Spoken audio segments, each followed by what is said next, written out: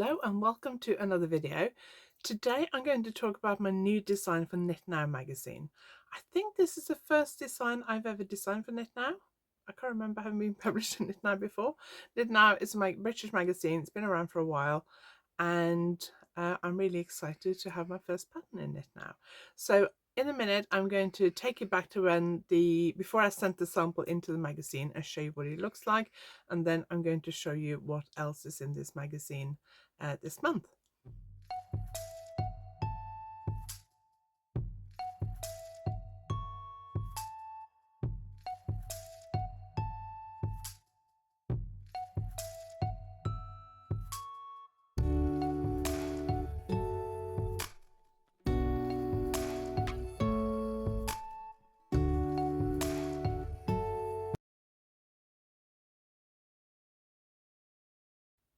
If you're new here, my name is Anniken. I design knitting patterns, I teach knitting workshops online and in person, and I sell yarn through my website YarnAddict.co.uk. If you like this video, please give it a thumbs up, and if you haven't subscribed yet, please consider subscribing. You can find a link to the Knit Now website below this video, as well as links to all my social media, how to sign up to my newsletter, my online shop, and all that kind of stuff. At the moment, until the end of June 2024, I have a special offer on all my patterns from my Ravelry and Payhip pattern shops.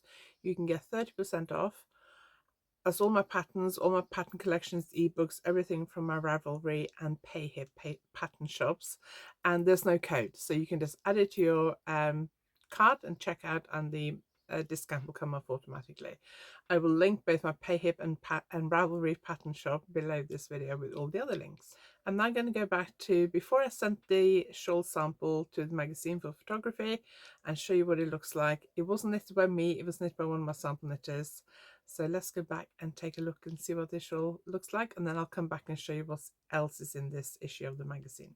So let's take a look at this shawl and show you what it looks like in person, and then we'll go back and look at what it looks like in the magazine.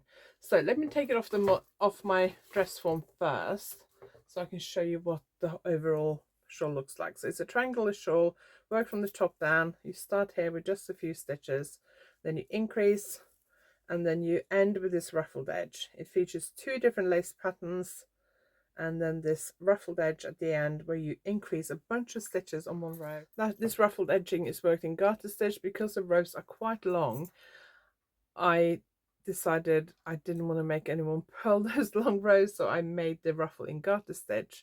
I was also worried about the ruffle curling over at the edge, so I thought if I do garter stitch, it's not going to curl, and you won't have to purl those long purl rows. You will knit them instead, which is much easier.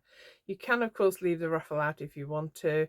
You could just cast off after the lace, maybe work another repeat of the last lace pattern and then cast off. Make sure you use a stretchy cast off if you do. So if you don't like the ruffle, you can definitely leave that out. This is knitted in West Yorkshire Spinners Exquisite Lace, which I've used quite a few times now. I've done designs using it for West Yorkshire Spinners and for various magazines, and it's a yarn I really, really like. Yarn is a blend of Falkland wool and silk.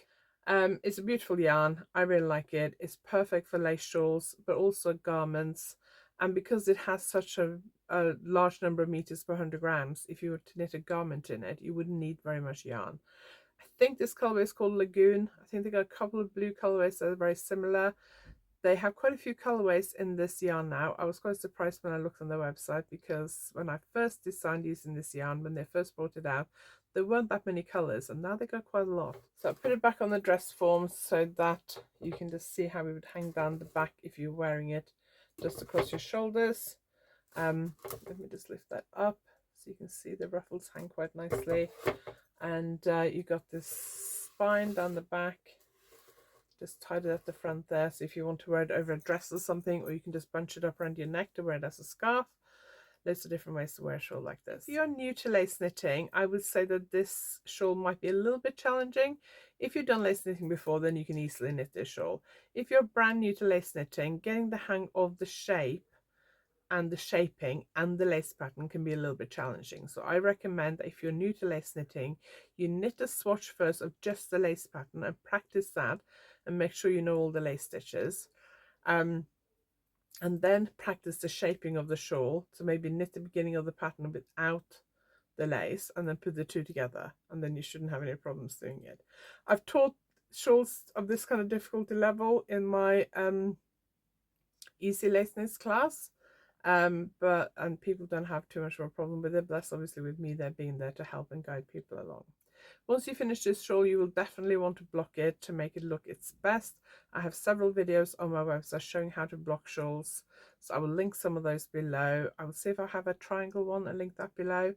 I also have lots of videos on my YouTube channel on lace knitting, various lace knitting techniques, fixing mistakes, things like that. So I will link a couple of those below as well.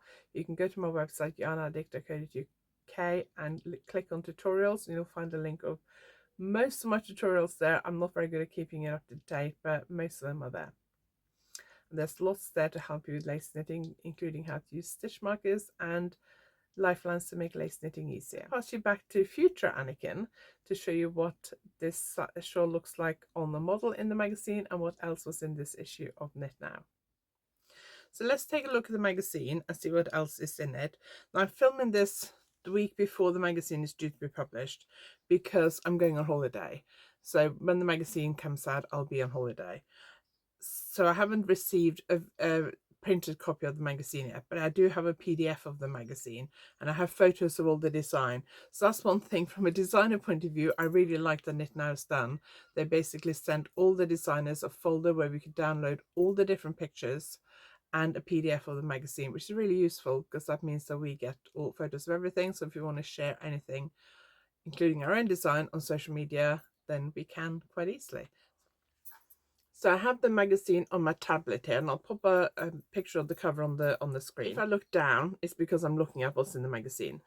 Some of it I might just flick the screen at you, but I will probably mostly, because I don't want to show like any of the pattern details, like charts and all that kind of stuff.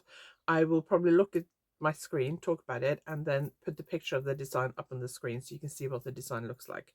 So if I'm looking down, it's because I'm looking at the magazine on my tablet. So the cover looks lovely. There are some Moomin themed things in this issue, some garments, some accessories, and some novelty items like a little toy and cushion and things like that, baby stuff. So let's have a quick look through it. And they have this really cute Moomin toy. That is very, very cute. I like that. And I remember growing up watching Moomin on telly. They're called Feel the Love Heart Sweater by Chloe Elizabeth Birch. I've got just the picture here so I can show you that. I will put it on screen as well so you can see it a bit better. But that's really pretty and feminine and beautiful. Like that. And they have a page where they kind of suggest other fashion items so you might want to style with your Feel the Love sweater. And these are really cute. They got these Moomin socks. They are absolutely gorgeous. Very, very cute. They are by Cisco Salpakivi. Salpakivi. I think that looks like a Finnish name. I think Moomins are Finnish on there. That looks like a Finnish name. And Finnish and Norwegian are very, very different languages. Norwegian, Danish, and Swedish is very similar, especially Norwegian and Danish. But Finnish is completely different kind of fabric group. And some of the stuff that I like the most about magazines is all the different like articles and reviews and news and stuff that they have. They have an article on turning your hobby into a side hustle, and it's basically turning your knitting into a job.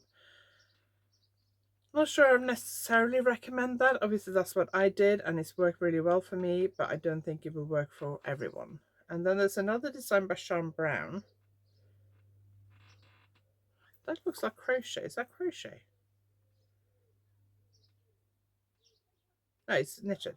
It looks like crochet, but it is knitted. But I really like that. That's really pretty. Really cute llama. I was going to say alpaca, but apparently it's a llama by Amanda Berry. And there's an interview with Navita, which I think is a Finnish yarn company. Their design and marketing director, Linda Permanto, to find out more about the knitted Moomin socks. I assume she's the designer of those socks. And then there is my design. So I'll put up a picture of the screen so you can see it better. And I will show you, and obviously you've seen what it looks like. But I really like the way they've styled it, really pretty. It is called Ondine, Pretty and Delicate Ondine Shawl. And let me see if I can show you this without showing you the actual chart. There's also a picture of it kind of stretched out. So it's a triangular shawl. Okay, so I'm not going to go... Oh, I'm going to show you this. This is really pretty. It's a summer ready colorwork cushion. That is really cute. I really like that. And that is by Sarah Neal. Then there is, which I think is maybe a regular column, A Year in the Yarn Shop, July, by Rosie. I think that is the lady that runs a yarn shop in London called Slip Stitch, or The Slip Stitch, or something like that. I do think that looks like her from the picture. So I assume that's her. And I think she's called Rosie, so I assume that's her. And then they got this really gorgeous bag with elongated stitches. My worry about that would be whether the elongated stitches would catch on stuff as you're carrying it around. Hope you enjoyed today's video. If you liked it, please give it a thumbs up. And if you haven't subscribed yet, please consider subscribing. And I will see you next time.